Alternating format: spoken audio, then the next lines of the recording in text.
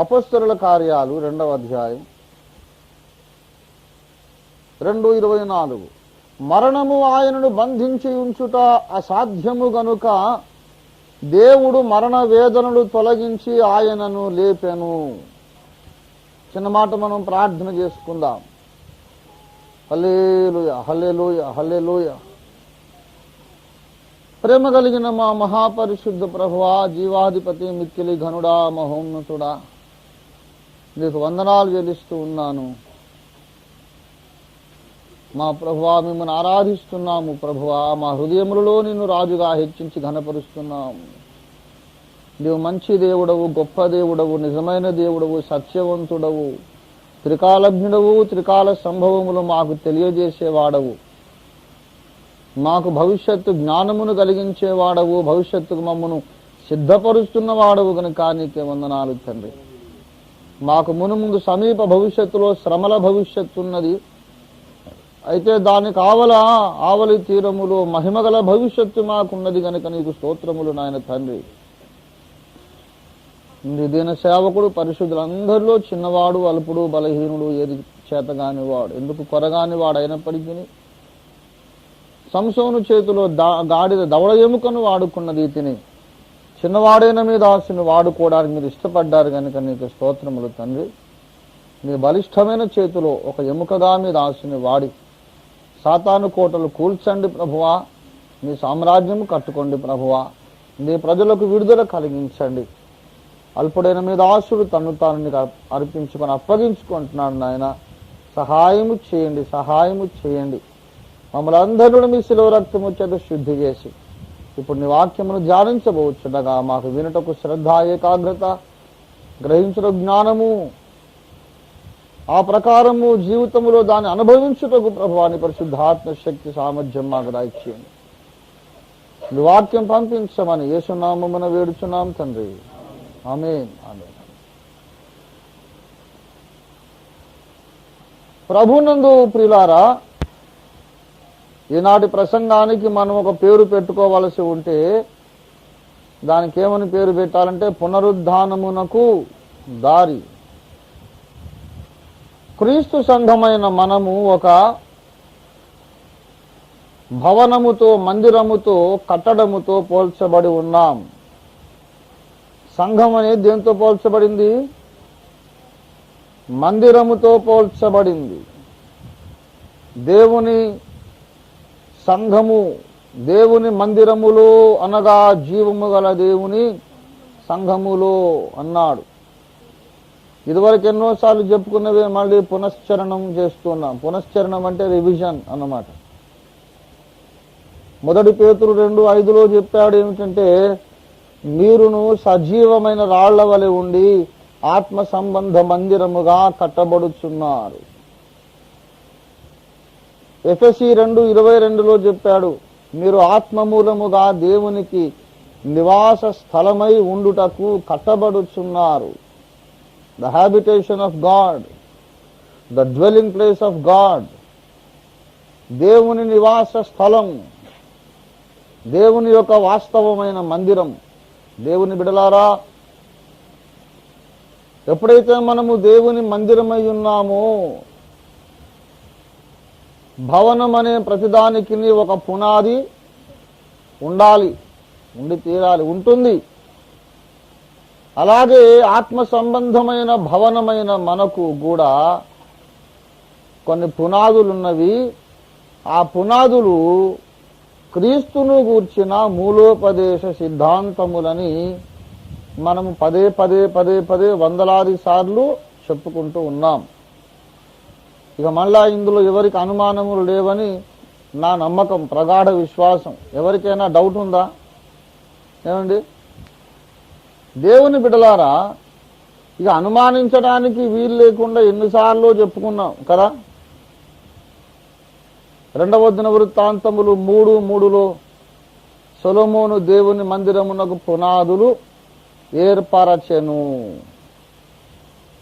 అలాగే ఎఫెసీ పత్రిక 2:20 అపోస్తలుల ద్వారా, ప్రవక్తల ద్వారా దేవుడు తన సంఘమునకు పునాదులు ఏర్పరచెను కదా. రెండవ దినవృత్తాంతములు 3:3లోనేమో పునాదులు వేయబడినవి. దాని 11వ కీర్తన 3వ వచనములోనేమో పునాదులు పాడైపోయి ఉన్నవి కదా. పునాదులు పాడైపోగా నీతిమంతులు ఏమి చేయగలరు? అదే సమయంలో రెండవ దినవృత్తాంతములు 3:3 తర్వాత 11వ కీర్తన 3వ వచనం, దానికి సీక్వెల్ ఏమిటంటే దినవృత్తాంతముల్లో వేయబడిన పునాదులు, ఇక్కడేమో పాడైపోయిన పునాదులు కీర్తనల్లో. తర్వాత ఎజ్రా 4:12లో మరమ్మతు చేయబడుచున్న పునాదులు. వారు ఆ పట్టణపు పునాదులను ఏమి చేయుచున్నారు? మరమ్మతు చేయుచున్నారు. మరమ్మతు అనగా రిపేర్ చేస్తున్నారు. ఇది ఇశ్రాయేలు జనాంగము యొక్క పట్టణమునకును మందిరమునకును జరిగిన సంభవాల క్రమము, వరుస. ఇశ్రాయేలీలకు ఏమేమి జరిగిందో అదంతా కూడా అది దృష్టాంతముగా వారికి సంభవించి యుగాంతమందున్న మనకు బుద్ధి కలుగుటకై వ్రాయబడినని పౌలన్న ఎక్కడ చెప్పాడు? 1 కొరింథీ 10:11లో చెప్పాడు కదా. ఇశ్రాయేలు చరిత్ర అది మన సొంత చరిత్ర యొక్క ప్రతిబింబము, reflection of our own church history. అయితే భౌతిక దేవాలయమునకు ఎన్ని ఘట్టములు సంభవించినవో అవన్నీ ఆత్మ సంబంధ దేవాలయమునకు కూడా సంభవించి తీరుతవి అని మనం జ్ఞాపకం పెట్టుకోవాలి. శరీర సంబంధమైన, భౌతిక సంబంధమైన, పదార్థ సంబంధమైన, హస్తకృతమైన దేవాలయమునకు ఏమేమి జరిగినో అవన్నీ దేవుని ద్వారా కట్టబడుచున్న ఆత్మీయ మందిరమునకు కూడా సంభవించును. కనుక పునాదులు వేయబడుట అనేది సొలొమోను కట్టించిన భౌతిక మందిరానికి జరిగింది, దేవుడు కట్టిస్తున్న ఆత్మీయ మందిరానికి జరిగింది. తర్వాత మళ్ళీ ఏం జరగాలి మరి? పునాదులు పాడైపోవడం అనేది కూడా జరిగింది. రోమన్ క్యాథలిక్ సంఘయుగంలో పునాదులన్నీ పాడైపోయినాయి. మరలా ఎజ్రా నెహెమ్యాల కాలములో మళ్ళీ పునాదులు మరమ్మతు చేయబడినట్లుగా ఈ సంఘయుగ అంతములో యేసు ప్రభు రెండవ రాకడకు ముందుగా ఈ కడవరి దినములలో మళ్ళీ ఏం జరుగుతోంది? పునాదులు మరమ్మతు చేయబడుచున్నవి. ఈనాడు అగాపే సంఘము ద్వారా దేవుడు ప్రారంభించిన ఉద్యమము అదే. So many people don't know, they are talking all rubbish, sitting somewhere away, not knowing what's happening here. इधर क्या हो रहा है, खुदावन यीशु मसीह इधर क्या कर रहा है, क्या चल रहा है, ये बिल्कुल पता नहीं है. दूर बैठ के बकवास कर रहे हैं. బకవాస్ అంటే వాగుడు అని, చెడ్డ మాట ఏమని కాదు. అర్థము లేని మాటలను బకవాస్ అంటారన్నమాట. ఉర్దూ కొంచెం పవర్ఫుల్ లాంగ్వేజ్. అది కొంచెం చెడ్డ మాటలాగా అనిపిస్తుంది కానీ కాదు, మంచి మాటనే. అర్థము లేని తెలుగు తక్కువ వాగుండి ఏమంటారంటే బకవాస్ అంటారు. ఎక్కడనో కూర్చొని ఏదో అరే ఇక్కడ ఏం చేస్తున్నాడు దేవుడు తెలుసా? 1000 సంవత్సరాల సంఘ అంధకార యుగములో పాడైపోయిన పునాదులను దేవుడు మరమ్మతు చేసే పని ఇక్కడ మొదలు పెట్టాడు. God's Zerubbabel of the end time is ministering here. దేవుని అంత్యకాలపు జెరుబ్బాబెల్ ఇక్కడ పని చేస్తున్నాడు. ఇసిలియే ఆమె కోయి కూర్చునే కరసక్తా. ఇంట్లో కూర్చొని పనులు కొరుకోవచ్చు, వాళ్ళ పనులు ఊడిపోతాయి అంతే. ఇక్కడేం కాదు. ఎందుకు కాదంటే ఇక్కడ దేవుని హస్తమును, జెరుబ్బాబెలు చేతిలో గుండు నూలునుట చూచి యెహోవా కన్నులు సంతోషించుచున్నవి. పునాదులు మరమ్మతు చేయుట అంత్యకాలపు సూచనలలో ప్రముఖమైనది. ఎందుకు? అన్నిటికీ కుదురుబాటు రానిదే యేసయ్య రాడు రాడు రాడు రాడని లేఖనాలు ఎలుగెత్తి ఘోషిస్తూ ఉన్నాయి. అపొస్తలుల కార్యాలు 3:21 చదవండి దయచేసి.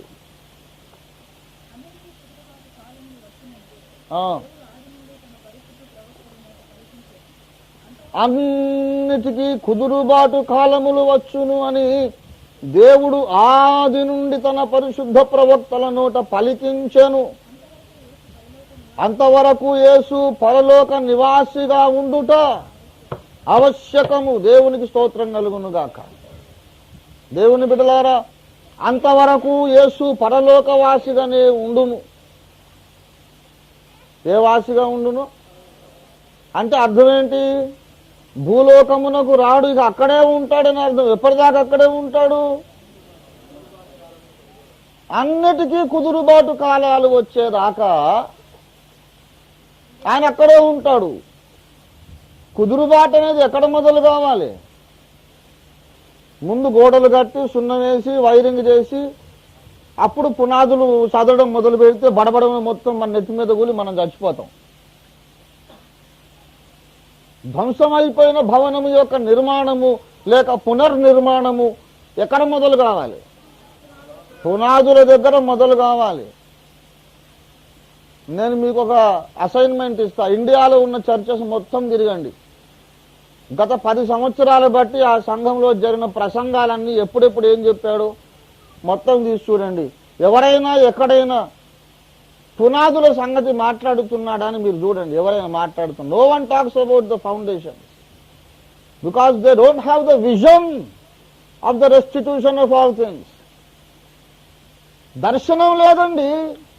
అమెరికా పైసలు ఉన్నాయి, కోట్లు ఉన్నాయి, కోర్టు మీద దూసుముడు వేసుకోవడానికి ఒక టై ఉంది, బ్యాంకులో డబ్బులున్నాయి, కార్లున్నాయి, అంతే మురిసిపోతున్నారు దేవుడు వాడుకుంటున్నాడని.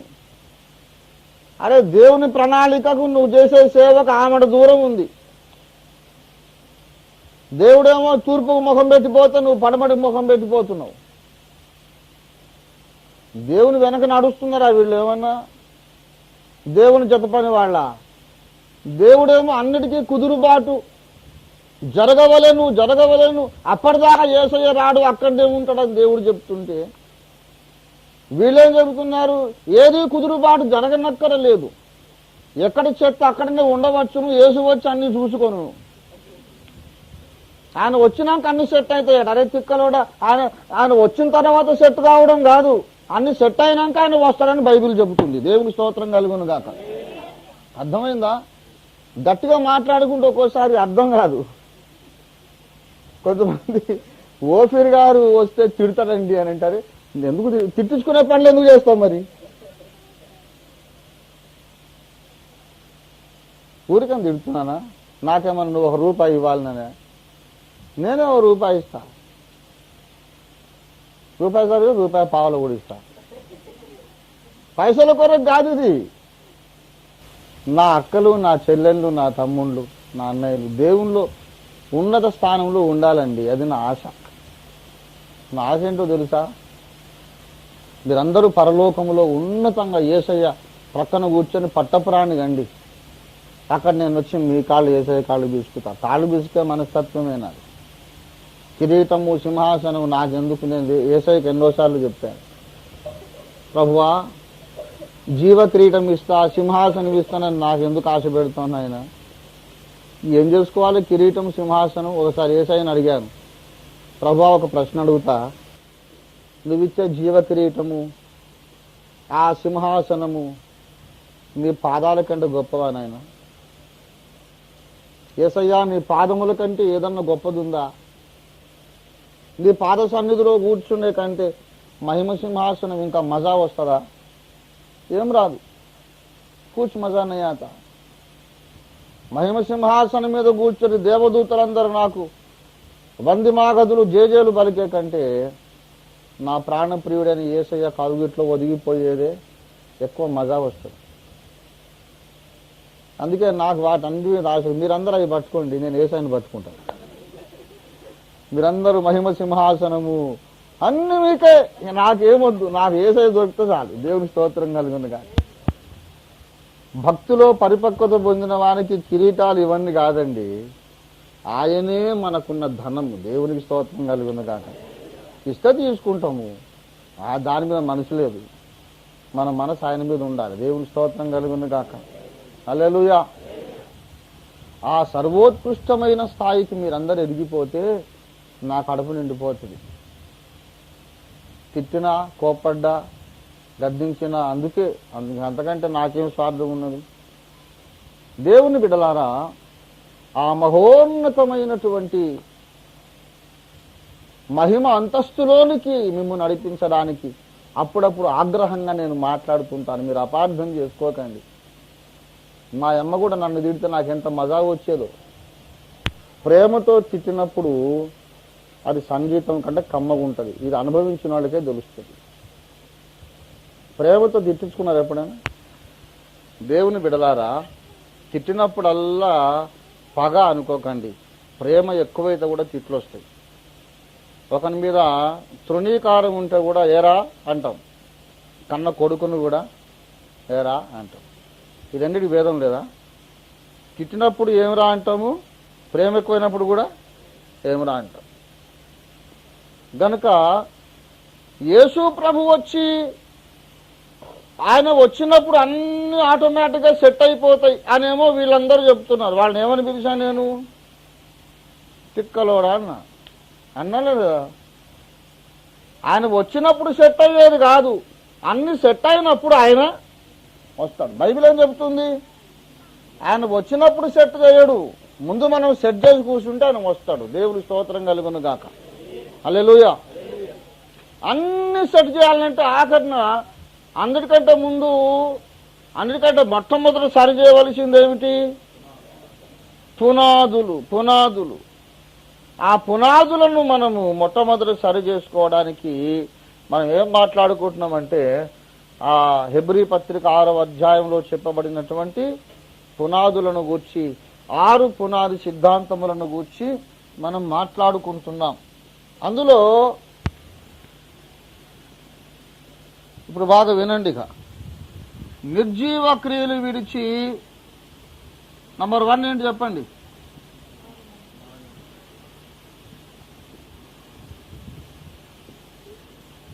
మారు మనస్సు. ఫుల్ ఫామ్ మీరు రాసుకోండి. తర్వాత రెండవది ఏమిటి? మూడవది ఏమిటి? బాబు. Short form. మొదటిది ఏంటిది? మామ. రెండవది? నాలుగవది ఏంటిది?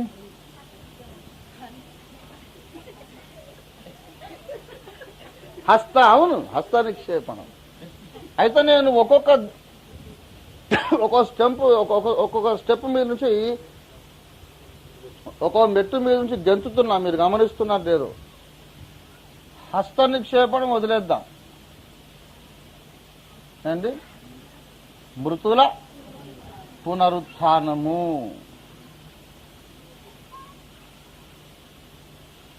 ఇక్కడ మనము పోయిన వారంలో ఆపేశాం, అవునా కాదా?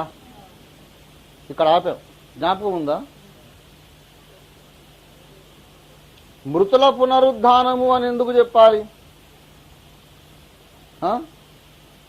బ్రతుకున్నవాడు ఎప్పుడైనా పునరుద్ధానం చెందుతాడా? బ్రతికి ఉన్నవాడు పునరుద్ధానం చెందడు. గనక మనం పునరుద్ధానం పొందాలంటే మొట్టమొదటి ఏం చేయాలి? చనిపోవాలి అనే విషయాన్ని మనం చెప్పుకున్నాం.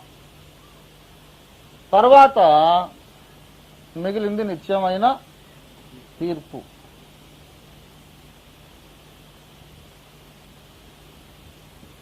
ఓకే. ఈ మృతుల పునరుద్ధానం అనే ఈ అనుభవములోనికి దారి ఏమిటో మనం ఇవాళ నేర్చుకుందాం. దారి ఏమిటో చూద్దాం.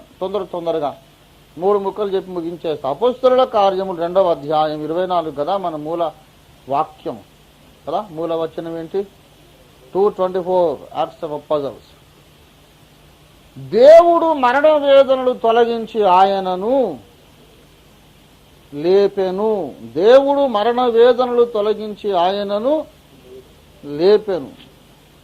దేవుని బిడ్డలారా గమనించండి, యేసుక్రీస్తు ప్రభువు పొందిన పునరుద్ధానము మనము పొందవలసిన పునరుత్థానమునకు ఒక సాదృశ్య పాఠమై ఉన్నది. యేసు పునరుద్ధానములో మనం పాలు పొందాలంటే యేసు మరణించినట్లు మనం మరణించాలి అండి. యేసు మరణించినట్లు మనం మరణించాలి. ఎట్లా మరణించాడంటే నేను ముక్కుసూటిగా చెప్పేస్తాను, ఇంకా సమయం ఎక్కువ తీసుకోను. యేసు మరణము ఇచ్ఛాపూర్వక మరణం. It was a voluntary death. समझेगा? समझे नहीं समझे? समझ गए? It was a voluntary death. లూకా సువార్త 23వ అధ్యాయము 46వ వచనములో ఏమని రాయబడిందో చూడండి. అప్పుడు యేసు గొప్ప కేక వేసి, తండ్రి నీ చేతికి నా ఆత్మను అప్పగించుకొనుచున్నాను. తండ్రి నీ చేతికి నా ఆత్మను అప్పగించుకొనుచున్నానని ఆయన తన్ను తాను అప్పగించుకున్నాడే తప్ప ఆయనను ఎవరును బలవంతము చేయలేదు. యోహాను సువార్త 10వ అధ్యాయము 18వ వచనము చూడండి. 10-18 చదవండి తొందరగా.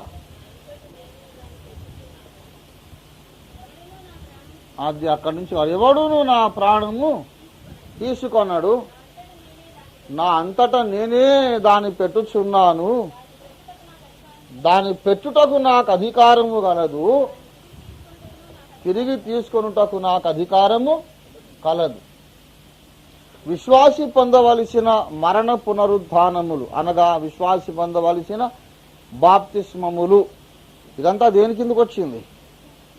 బాప్తిస్మములను గూర్చిన బోధ. బాప్తిస్మములో 2 భాగములున్నవి. ఒకటి మరణించుట, రెండవది తిరిగి లేచుట. గనుక ఈ మరణ పునరుద్ధానముల సంగతి మనం మాట్లాడుకుంటున్నాం. యేసు పొందిన బాప్తిస్మములు మనమును పొందవలెను. యేసు పొందిన మరణ పునరుద్ధానములు మనమును పొందవలెను. అందులో ఎన్ని ఉన్నాయని చెప్పి, ఎన్ని మరణ పునరుద్ధానములు ఉన్నవి? యేసు పొందినట్లు మనము క్రైస్తవ జీవితములో పొందవలసిన మరణ పునరుద్ధానములు ఎన్ని మరణాలు పొందాలి? 3 మరణములు పొందవలెను. మొట్టమొదటిది లోకమునకు మనము చావవలెను, తర్వాత పాపానికి చచ్చిపోవాలి, తర్వాత అయ్యా స్వచిత్తమునకు లేక స్వయము అహము అనే దానికి మనం చచ్చిపోవాలి. అయితే పునరుద్ధానం అనేది మనకు సంభవించాలంటే మనము చచ్చిపోవడానికి మనం ఇష్టపడాలి. మనం ఏం చేయాలండి? మనము చచ్చిపోవడానికి ఇష్టపడాలి. బలవంతాన్ని నిన్నెవరైనా చంపితే నీకు క్రీస్తుకు వచ్చిన పునరుద్ధానము రాదు. యోహాను సువార్త 12వ అధ్యాయము చూడండి, 23వ వచనం. అందుకు యేసు వారితో ఇట్లనేను,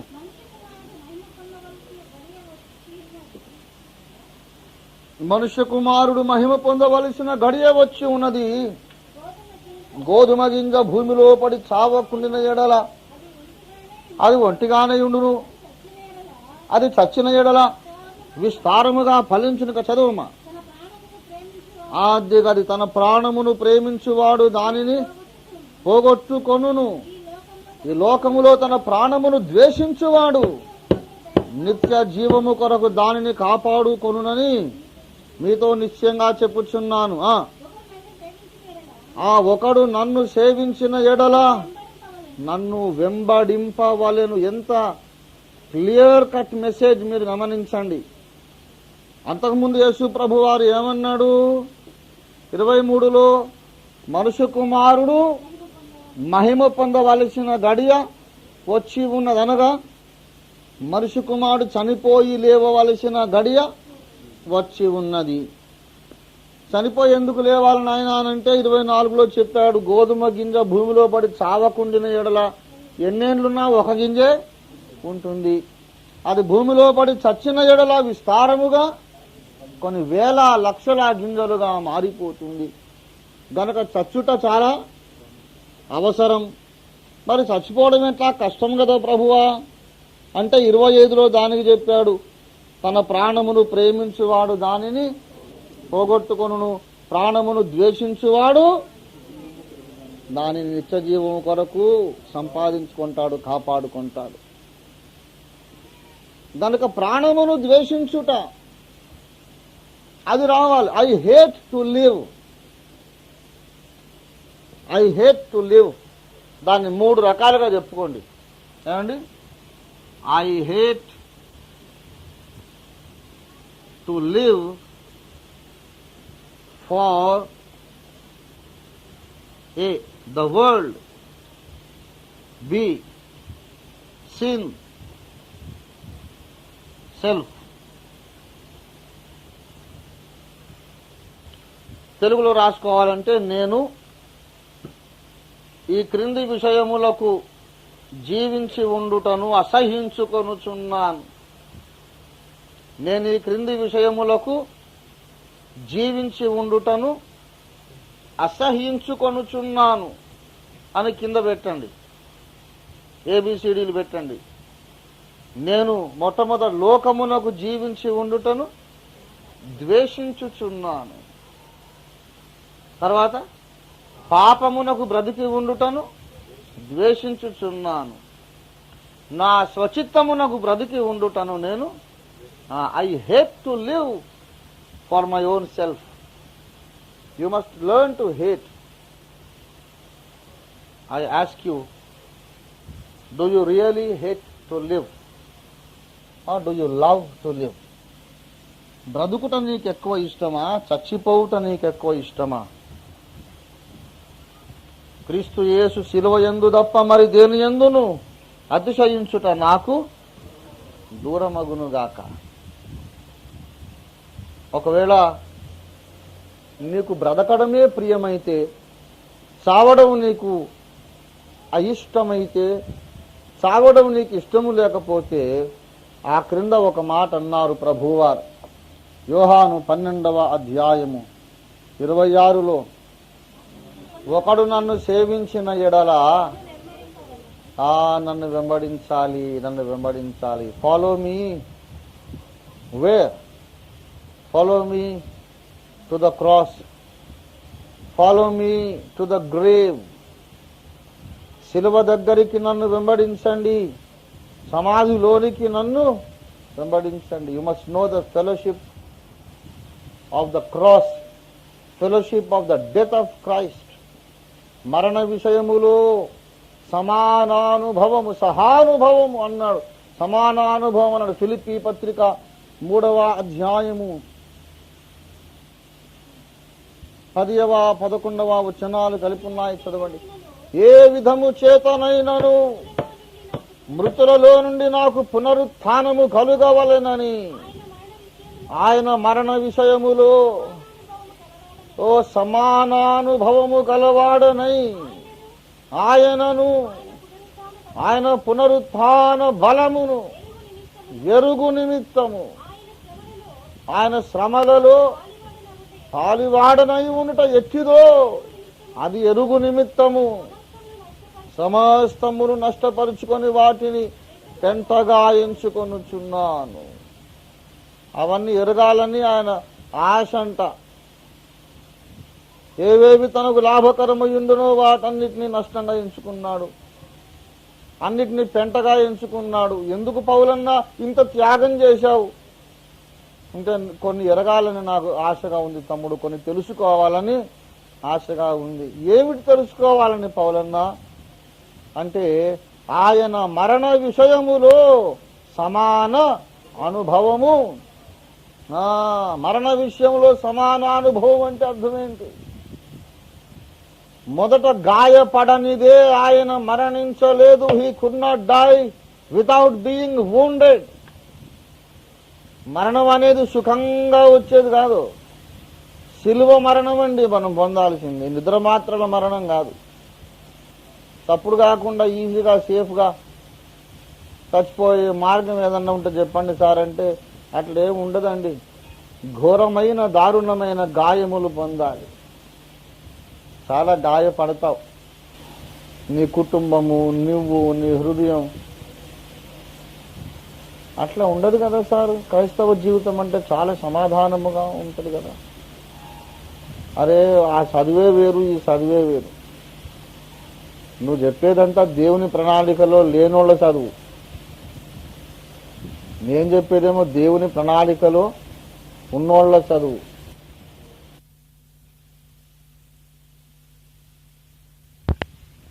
దేవుని ప్రణాళిక తెలియనోడు అన్ని ఏదో మాట్లాడతాడు, మెట్ట వేదాంతం, non sense. The prince of piece, ఆయన పీస్ ఇస్తాడు, సమాధానం ఇస్తాడు. సమాధానం బాబు, ఆయన సమాధానం ఎక్కడ చేస్తాడంటే పాపికిని దేవునికి మధ్యలో సమాధానం. ఈ పాపములు పరిహరించుట చేత he makes piece between the sinner and the Holi God. కానీ మనుషుల మధ్యలో సమాధానం కాదు. యేసయ్య అన్నాడు, నేను సమాధానము కలుగజేయ వచ్చితునని తలంచుచున్నారా? కాదు కాదు కాదు, సమాధానమును కాదు, భేదమునే కలుగజేయ వచ్చితును. ఇప్పటి నుండి ప్రతి ఇంటిలో 5గురుంటే 3 వేరుపడి, 3 ఇద్దరికి విరోధంగా, ఇద్దరేమో 3కి విరోధముగా ఉందురు. భార్య భర్తకు విరోధముగా, భర్త భార్యకు విరోధముగా ఉండును అనడా లేదా? అన్నాడు. తెలియదు చాలా మందికి. లూకాసు వార్త 12వ అధ్యాయము. తండ్రి కుమారుడికిని, కుమారుడు తండ్రికిని, తల్లి కుమార్తెకును, కుమార్తె తల్లికిని. 52.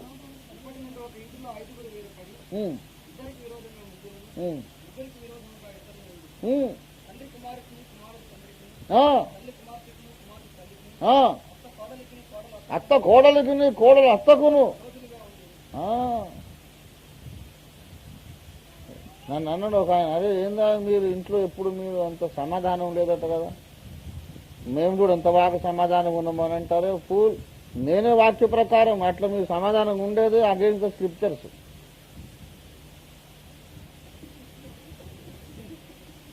నువ్వే వాక్య వ్యతిరేకంగా బ్రతుకుతున్నావు, నువ్వు పరలోక రాజ్యానికి రావు. పరలోకానికి రావాలని తొందరగా దెబ్బలాడుకోండి అంతే. అరే ఏందా ఉల్టా పల్టా చెప్తున్నావు, నన్ను కన్ఫ్యూజ్ చేస్తున్నావు. కన్ఫ్యూజ్ కాదు, బైబిల్ చేసి యేసుప్రభు అన్నాడు. యేసుప్రభు అన్నాడు లేదా? Bible tells it very openly. నేను సమాధానం కలుగజేయటకు రాలేదు, భేదమునే. గనక దేవుడు మన కుటుంబంలో కార్యం చేస్తే ఏమొస్తుంది? ఏదన్నా కుటుంబంలో భేదం రాలేదంటే అక్కడ ఏం చేయలేదు, దేవుడు కార్యం చేయలేదు.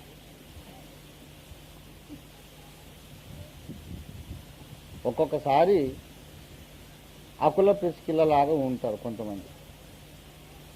ఆమె దేవునితో సమాధాన పడ్డది, ఆయన కూడా మరి ఉండొచ్చు అట్లా. వాళ్ళిద్దరు సమాధానం ఎట్లయింది? దేవుడు అకులకు ప్రిస్కిల్లకు సమాధానం చేయడానికి చచ్చిపోలేదు సిలువలో. అకులను దేవునితో సమాధాన పరిచాడు, ప్రిస్కిల్లను కూడా దేవునితో సమాధాన పరిచాడు. దానికి సెకండరీ ఎఫెక్ట్ ఏంటంటే ఈమె కూడా దేవునికి ఇష్టురాలు, ఆయన కూడా దేవునికి ఇష్టడు. కనుక వీళ్ళు కొట్లాడుకునే అవకాశమే. అటువంటి కుటుంబాలు ఉంటే ఉండొచ్చు, అంతేగాని వాళ్ళు దేవునికి ఇష్టంగా బ్రతకరేం లేదు. వాళ్ళ మధ్యలో సమాధానం, సహోదరులు ఐక్యత కలిగి ఉండుట ఎంత మేలు, ఎంత మనోహరము అని ఏదో బోధ చేస్తుంటారు. వీళ్ళు ఐక్యత కలగడానికి ముందు వీళ్ళిద్దరూ దేవునితో ఐక్యము కలిగి ఉండాలి. భార్య రక్షింపబడింది అనుకో, భర్త రక్షింపబడలేదు, అప్పుడు సమాధానం ఉండదు. ఉంటేనే తప్పది అసలు. ఎందుకంటే ఆయనేమో లోకాధికారి సంబంధించిన వాడు, ఈమెమో దేవునికి సంబంధించిన ఆమె. ఇద్దరికి ఎట్లా సమాధానం ఉంటుంది? వెలుక్కు చీకటికి సంబంధం ఉంటుందా? ఏదో సమాజం కొరకు బాగున్నారా, ఏమండి భోజనం చేస్తారా అని ఏదో వీళ్ళు పైకి ఉంటుంటారు, కానీ లోపల మాత్రం అడ్డు కూడా ఉంది. అప్పుడు వాళ్ళిద్దరు కలిపి, అమ్మా నువ్వు నేను ప్రభువునకు వలె నీ పురుషుని లోబడి ఉండము, ఓ సహోదరుడా నువ్వు క్రీస్తు సంఘమును ప్రేమించినట్టు ఈమెను ప్రేమించవలను అంటే గెటౌట్ చిక్కలోడా అంటాడు ఆయన. క్రీస్తు ఏంది? సంఘాన్ని ప్రేమించేదేంది? నేను ఈమెను ప్రేమించేదేంది? అసలు దేవుడు ఎక్కడ ఉన్నాడు? యేసుప్రభు దేవుడు అని ఎవరికి రుజువు? ఎట్లా? వాడంతా వేరే లాంగ్వేజ్ మాట్లాడు. కనుక భార్యాభర్తలకు సమాధానం ఉండడానికి ఒక్కటే అవకాశం ఉంది. ఏ అవకాశము? ఈమె దేవుని ప్రణాళికలో ఉండాలి, ఆయన కూడా దేవునికి ఇష్టపడి ఆయన ప్రణాళికలో ఉండాలి. ఇద్దరు దేవునితో ట్యూన్ అయితే ఆటోమేటిక్గా వీళ్ళు కొట్లాడుకుందామంటే కూడా కొంచెం కష్టమే. అటువంటి వాళ్ళు కొంతమంది ఉన్నారు. అలాంటి వాళ్ళు ధన్యులు. అది కూడా అదొక గొప్ప సాక్ష్యం. దేవుని స్తోత్రం కలుగును గాక. మీరేం అట్లా నేను చెప్పానని ఇప్పటి నుంచి కొట్లాట మొదలు పెట్టకండి. ఏమండి అంటే వాడు నన్ను విమర్శిస్తున్నందుకు వాడిని బేహోస్ చేయడానికి అట్లా అనేస్తాను అనమాట. అరే నువ్వే అగేన్స్ట్ స్క్రిప్చర్స్ అని. మెట్టుకు ఏది ఏమైనా ఎవరైతే దేవుని యొక్క సంకల్పములో ఉంటారో, ఎవరైతే యేసును సమాధి వరకును శిలువ వరకును వెంబడించాలని ఆశపడతారో, శిలువకు ముందు మరణమునకు ముందు ఏమున్నది? హింస, గాయములు. హింస, గాయములు, బాధ ఇవన్నీ ఉన్నాయి. ఏమండి కదా? దాహం వేసింది. నేను కూడా అందుకే పాట రాశాను చూసారు. ఎండిన ఎడారి వీచెవడగాలి. ఎందుకు రాశాను? దాహం అయింది. దాహం ఇస్తారా ఎవరన్నా? ఎవ్వరు ఇయ్యలేదు. దేవుని బిడ్డలారా, దాహం వేయంగానే ఎవరన్నా పిలిచి నీళ్ళు ఇస్తే అసలు అది శిలువ మార్గమే. తీరని దాహం. శిలువకు ముందు ఏముంది? తీరని దాహం. అన్యాయమైన నింద, అన్యాయమైన నింద, అన్యాయమైన తీర్పు కదా. ఇవన్నీ సహించాలి. ఒకడు నన్ను సేవించిన ఎడలా వాడు నన్ను ఏం చేయాలి? వెంబడించవలేను. అన్యాయంగా నింద మొయ్యాలి, అన్యాయంగా తీర్పు పొందాలి.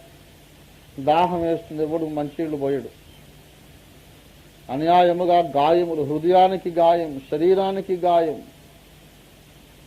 ఆ తర్వాత ఒక పరిస్థితి వస్తుంది. ప్రభువా నీ చేతికి నా ప్రాణమును అప్పగించుచున్నాను. అప్పుడు ఇష్టపూర్వకముగా ప్రభువా నేను చచ్చిపోతాను ఆయన అన్నమాట. ఏమండి ముందేం చేయాలి మనం? మొట్టమొదట ప్రభువా ఈ లోకమునకు నేను చచ్చిపోతాను అని ఆయనకు అప్పగించుకోవాలి. ఒక విషయం చెప్తా నేను మీకు. అంతకుముందు అన్యాయపు తీర్పు, నింద, హింస, తీరని దాహం, క్రూరమైనటువంటి ఆ యొక్క ట్రీట్మెంట్ లేకపోతే తండ్రి నా ఆత్మను నీకు అప్పగిస్తున్నా అని మనం తొందరగా అనం. ఒకడు హాస్పిటల్లో పడక మీద పడి ఏళ్ల తరబడి తీసుకుంటూ ఉన్నాడు అనుకోండి, మనం చూడ్డానికి పోతే ఏమంటాడు? ఆ దేవుడన్నా నన్ను తీసుకుపోడాయని ఆయన ఇంకా ఎందుకు పెట్టాడో ఇక్కడ అని అంటాడు. అట్లా కాకుండా మంచిగా తిని దుక్కలాగా గుండగా పిండితో నూనె గారేటట్టు మంచిగా ఉన్నాడు అనుకోండి, గుండ్రాయిలాగా ఉన్నాడు బాగా, ఏ రోగం లేదు, నొప్పి లేదు, ఏం లేదు. అది ఎవడన్నా తీసుకుపోడా అంటాడా? అననే అన్నాడు అన్నాడు. కనుక నేను చచ్చిపోతే బాగుండు అనే మనసు ఎప్పుడు వస్తుంది? గనక లోకము వలన గాయపడినప్పుడు లోకమునకు చచ్చిపోదామనే మనసు వస్తుంది. ఇతర మానవుల చేత నిన్ను గాయపరుస్తాడు ఆయన. వాళ్ళు నీ కుటుంబ సభ్యులు కావచ్చు, నీ ఫ్రెండ్స్ కావచ్చు, ఎవరైనా కావచ్చు. తర్వాత పాపము వలన నువ్వు గాయపడతావు. కొన్నిసార్లు పాపమును ఎంజాయ్ చేస్తావు నువ్వు, కానీ కొంత ఎదిగిన తర్వాత నా మూర్ఖత వలన నాకు కలిగిన గాయములు దుర్వాసన కలిగినవై చీము గారుతోంది.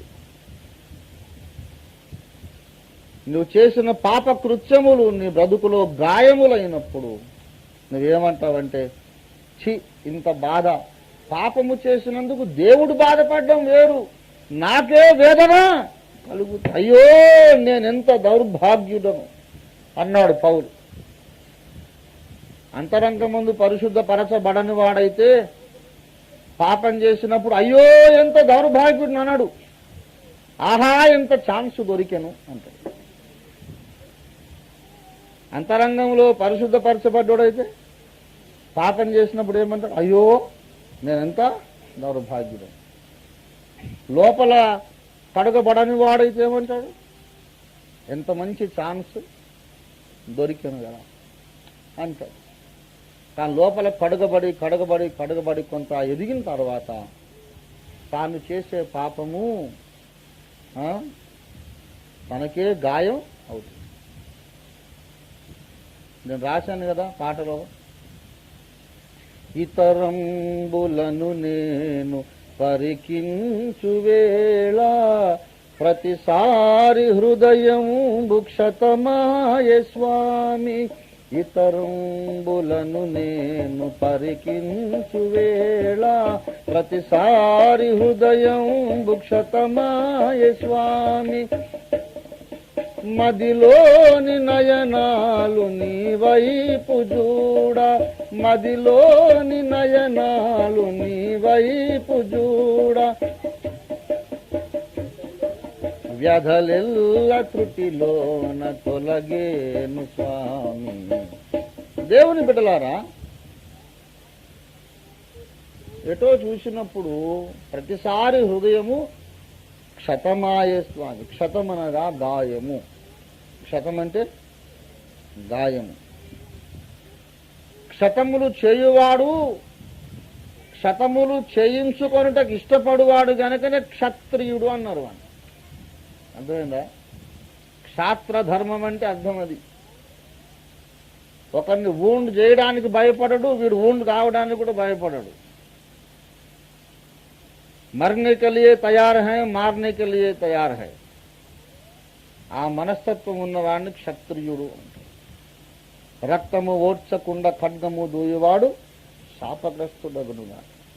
నేను చెప్పేది ఈ కత్తి ఈ రక్తం కాదు, హృదయములో నెత్తురుడే గాయాలు, అవి భయంకరమైనవి. ఇక్కడ గాయమైంది అనుకో, బెంజైన్ ఐడిని పెట్టుకుంటే ఎల్లుండి కల్లా మాడిపోతుంది. దాని హృదయములో గాయము ఏండ్ల తరబడి బాధ పెడుతుంది. ఎప్పటికో గాని మానదు. 20-25 ఏళ్ళకు కూడా కొన్ని గాయాలు మానవు. గనక లోతైన హృదయపు గాయముల చేత దేవుడు మనలో నుంచి ఒక కేక పెట్టిస్తాడు. ఏమని? తండ్రి, నా ఆత్మను నీకు అప్పగించుచున్నాను. మరణాపేక్ష కలుగుతుందన్నమాట. మరణాపేక్ష. లోకులు నిన్ను హింసించినప్పుడు లోకమునకు చచ్చిపోవడానికి నీకు సిద్ధ మనస్సు కలుగుతుంది. నీ పాపములు నిన్ను గాయపరిచినప్పుడు పాపమునకు చచ్చిపోవాలనే మరణాపేక్ష కలుగుతుంది. తర్వాత నీ స్వచిత్తము నిన్ను గాయపరచాలి. you'll be hurt by fulfilling your own wishes and your own will. What I am telling is something very deep. పైపైన అర్థం కాదు.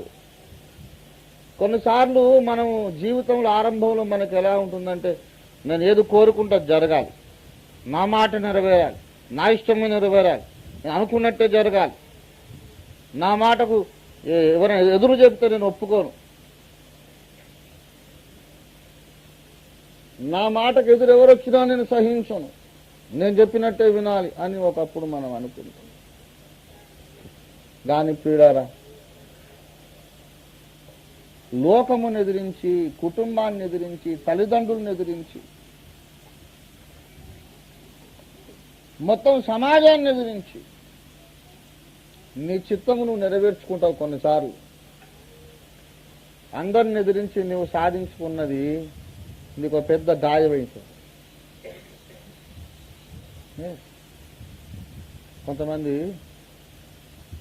యమా భయంకరంగా కొట్టుకుంటుంటారు భార్యాభర్తలు. అదే మరి వీడు నా ప్రాణానికి ఎక్కడ దాపురించిండో అని ఏమంటారు, ఈ దయ్యం నాకెక్కడ దొరికిందో నా కర్మగాలి అని వాడంటారు. మరి వీళ్ళకు పెళ్లి సంబంధం కుదిరించిన పేర ఎవరయ్యా అని ఎంక్వైరీ చేస్తే ఎవరు లేరు, వాళ్ళ లవ్ మ్యారేజ్ అట.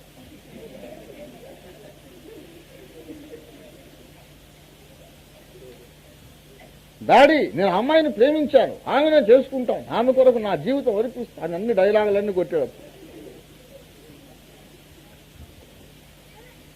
ఈమె కూడా నాన్న ఆడదానికి ఒకే హృదయం, ఒక్కసారే మనసు ఇవ్వగలదు, ఒకసారి ఇచ్చిన మనసు మళ్ళీ వెనక్కి తీసుకోవడం సాధ్యం కాదు నాన్న అని అన్ని డైలాగులు కొడితే సరే కదా పోయి. కానీ నా చేతులో మాత్రం నీ చెయ్యి వానికి బట్టియను, రిక్షా దొక్కటోని కన్నా ఇస్తా కానీ వీరికి ఇయ్యను అని తండ్రి. ఆడదాని హృదయం అగాధం నాన్న, నీకు అర్థం కాదు అని నీ ఇష్టం వచ్చిన అగాధంలో దూకుపో అని ఇక విసుగొచ్చి వదిలేస్తే వీళ్ళు పోయి పెద్ద గ్రాండ్గా రిజిస్టర్ మ్యారేజ్ చేసుకొని దండలు వేసుకొని నాన్న ఆశీర్వదించున్నానా అని వచ్చింది.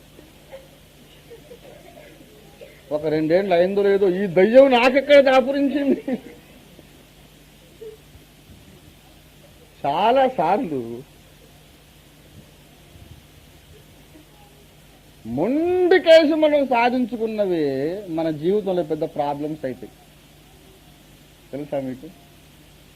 అట్లా ఎందుకు దేవుడు చేస్తాడంటే, అమ్మో నాయన నా చిత్తం నెరవేర్చుకోవడం కూడా నాకు చాలా పెద్ద ప్రమాదము, నేను అనుకున్నదల్లా నెరవేర్చుకుంటాను. కొంతమంది ఒక సిగరెట్ అడ్వర్టైజ్మెంట్లు ఏమేమో ఇస్తారండి, యాక్షన్ సాటిస్ఫాక్షన్ డిషం అనుకుంటారు. ఏమ్రా నీ ముఖం satisfaction, live a life king size, get a cough king size. King size అట అంటే కింగ్ సైజ్ దగ్గు వస్తుంది వారికి, కింగ్ సైజ్ రోగం వస్తుంది, కింగ్ సైజ్ సాగు చేస్తావు. ఇంకొకటి ఏదో ఇంకొకటి cigarette advertisement, I get what I want. తెలుసా మీకు? అరే ఎంత అది పెద్ద ఆ షోకు కష్టపడి ఎక్కడి నుంచో కొండలు దూకి లోయలు దాటి అగాధములు దాటి కష్టం అందుకని నేను అనుకున్నది నాకు దొరికింది. ఏంటంటే టీవీ వచ్చింది.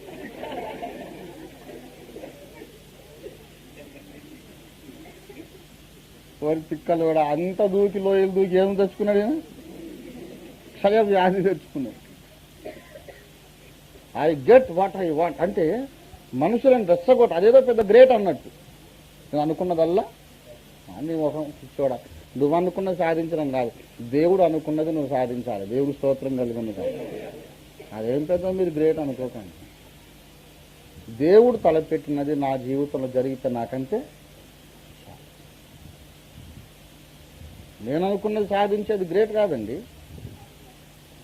అట్లా ఆ ఐడియాలజీలో నువ్వు ఉన్నావంటే, అనుకున్నది సాధించుట గొప్ప సంగతి అనుకునే ఆ ఫిలాసఫీలో నువ్వు ఉన్నావంటే, ఆ వేదాంతంలో నువ్వు ఉన్నావంటే దారుణంగా దెబ్బతింటావు. లోకమును ఎదిరించి నువ్వు కొన్ని సాధించుకుంటావు, కానీ నువ్వు సాధించుకున్నదే నీకు పెద్ద ప్రాబ్లం అని ఉంటుంది. ఎప్పుడో ముసలితనాన్ని తలబండినప్పుడు అప్పుడు తెలుస్తుంది, అమ్మో దేవా నేనెంత ఈడియట్ను నాయన, ఎంతసేపటికి నాకు ఇది కావాలి గనక సాధించాలి, కావాలి గనక సాధించాలి, ఈ దూరంలో పోయాను తప్ప నీ చిత్తం ఏమిటని ఎప్పుడు అడగలేదు నాయన. చిచి, ఈ నా చిత్తం అనేదే నాకు పెద్ద శత్రువు. I hate to live to my own self will, my own will, my own self. నేను నా స్వయమునకు బ్రతుకుటను అసహించుకొనుచున్నాను. ఆ అసహ్యం పుట్టాలి. నేనేం చెప్పాను మీకు? 3 మరణములు పొందాలి. మరణమునకు ముందు ఏం కేక ఉండాలి? తండ్రి, నేను చావడానికి ఇష్టపడుతున్నాను. చావడానికి ఇష్టపడుతున్నానని కేక పెట్టాలంటే అంతకుముందే ఉండాలి. ప్రాణమును ద్వేషించుట అనేది ఉండాలి. ప్రాణమును ద్వేషించుట ఎప్పుడు వస్తుంది? గాయములు పొందినప్పుడు ప్రాణమును ద్వేషిస్తుంది. కనుక ఇదే ప్రాసెస్ అన్నమాట. ముందు గాయపడుట, అప్పుడు ప్రాణమును ద్వేషించుట, అప్పుడు ఇచ్ఛాపూర్వకముగా మరణించుట, అప్పుడు దేవుడు ఆయనను లేపెను. దేవునికి స్తోత్రం కలుగును గాక. దేవుని బిడ్డలారా, పునరుద్ధానమునకు దారి ఎలాగంటే, ఫస్ట్ ఆఫ్ ఆల్ ఇచ్ఛాపూర్వక మరణం అని ఒకటి చెప్పాను. ఇంకొకటి చెప్తున్నా ఇప్పుడు ఏంటంటే, ఎప్పుడైతే నీవు ఇచ్ఛాపూర్వకముగా మరణించుటకు ఇష్టపడతావో అప్పుడు పరిశుద్ధాత్మ నీలో కార్యం చేస్తావు. ఇప్పుడు మీరు అదంతా చదవద్దు, నాకు చాలా భయం ఆ వచనం కోట్ చేయాలంటే. రోమాపత్రికలోని మొదటి 7 వచనాలు కలిపి ఒకటే పారాగ్రాఫ్ చేశాను అండి. రోమాపత్రిక స్టార్టింగ్ 7 వర్సెస్ కలిసి అది ఒకటే వచనం లాగా పారాగ్రాఫ్గా చేశారు. విభజన కుదరలేదు, తర్జుమాదారులకు విభజన కుదరలేదు. అయితే మృతులలో నుండి లేచుట వలన పరిశుద్ధాత్మను బట్టి ఆయన దేవుని కుమారుడుగా లేపబడెను. పరిశుద్ధాత్మను బట్టి పునరుద్ధానం. దేనికి లింక్ ఉంది? ఉందా అన్నమాట? మృతులలో నుండి ఆయన లేచుట వలన పరిశుద్ధాత్మను బట్టి ప్రభావముతో ఆయన దేవుని కుమారుడుగా నిరూపించబడెను. మృతులలో నుంచి లేచుట వలన పరిశుద్ధాత్మను బట్టి అంటే అర్థం ఏంటి? మృతులలో నుండి ఆయన లేపినవాడు పరిశుద్ధాత్ముడే. పరిశుద్ధాత్ముడు మనకు నూతన జన్మను కలిగించేవాడు మాత్రమే కాదు, ఆయన పునరుద్ధానమునిచ్చు ఆత్మయ్యి ఉన్నాడు. దేవునికి స్తోత్రం కలుగును గాక. He is the spirit of resurrection. పునరుద్ధానపు ఆత్మ ఆయన. దేవునికి స్తోత్రం కలుగును గాక. హల్లెలూయా. మన జీవితంలో మనం ఎంత గాయపడినా, ఎంత అప్పగించుకున్నా, స్వేచ్ఛాయుతముగా మరణములకు అప్పగించుకున్నా, దేవుడు కృపచేసి తన పరిశుద్ధాత్మను మనలోనికి పంపి మరలా బ్రతికించనిదే మనకు పునరుద్ధాన అనుభవం కలుగదు. పునరుద్ధానములోనికి దారి ఈ 3 మరణాలది ఇదే చరిత్ర, వరుస క్రమం ఇదే. మొదట గాయపడుట, తర్వాత ప్రాణమును ద్వేషించుట, ఆ తర్వాత చచ్చుటకి ఇష్టపడుచున్నాను తండ్రి అని తండ్రికి అప్పగించుకొనుట, తర్వాత పునరుద్ధానము చెందుట.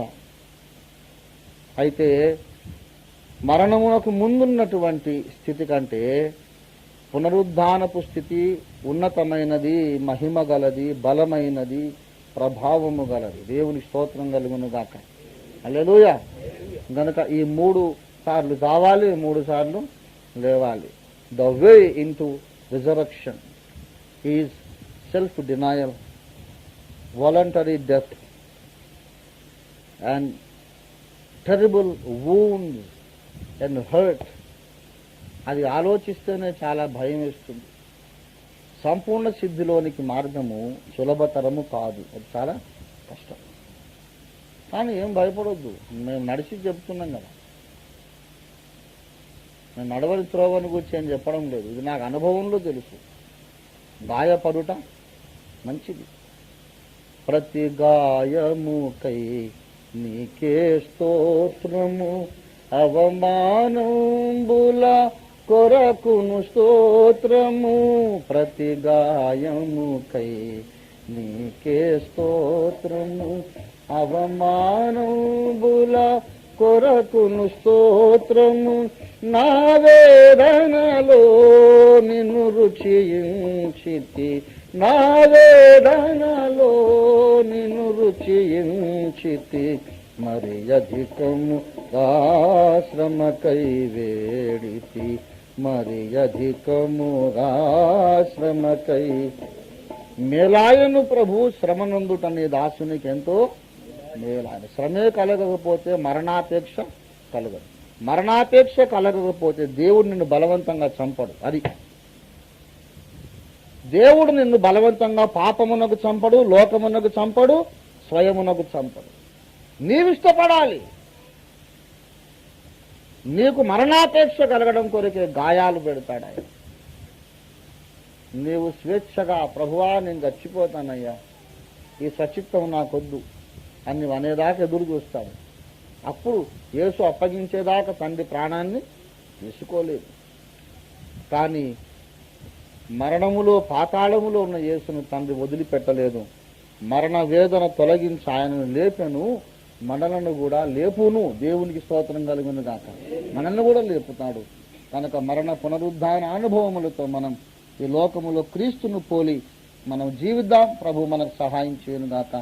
అందరము ప్రార్థన చేసుకొని ముగించుకుందాం. తలలు వంచండి.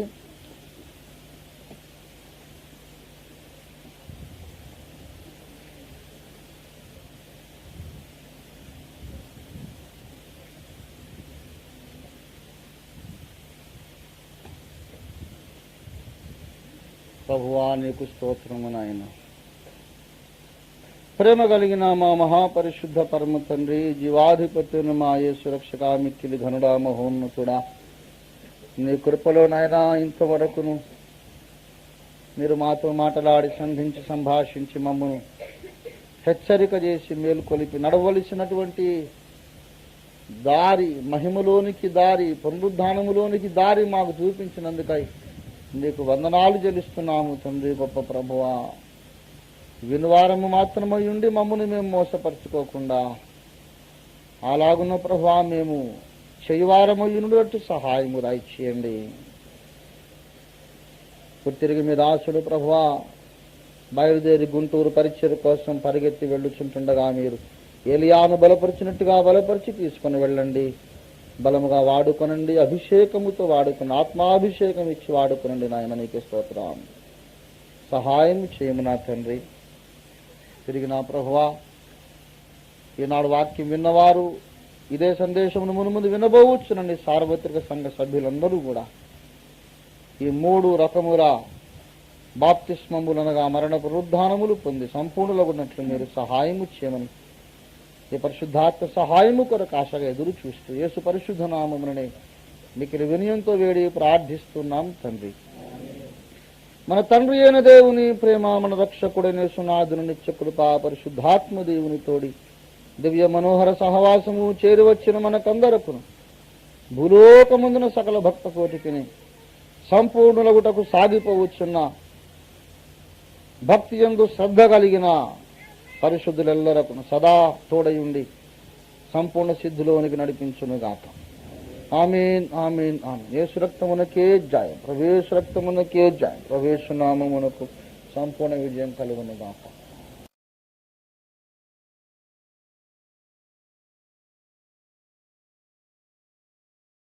యథార్థవాది టీవీ ఈ యూట్యూబ్ ఛానల్ను తప్పకుండా మీరు సబ్స్క్రైబ్ చేయండి, లైక్ చేయండి. అక్కడ ఉన్నటువంటి ఆ బెల్ ఐకాన్ని మీరు ప్రెస్ చేయండి. అప్లోడ్ అవుతున్నటువంటి ఈ యొక్క విశేషమైనటువంటి ప్రాముఖ్యత కలిగిన సమకాలీన ప్రాధాన్యత కలిగినటువంటి అనేక సందేశాలు వెంటనే మీకు నోటిఫికేషన్ వస్తుంది. So without fail please like and subscribe the Yatharthavadi TV YouTube channel. God bless you.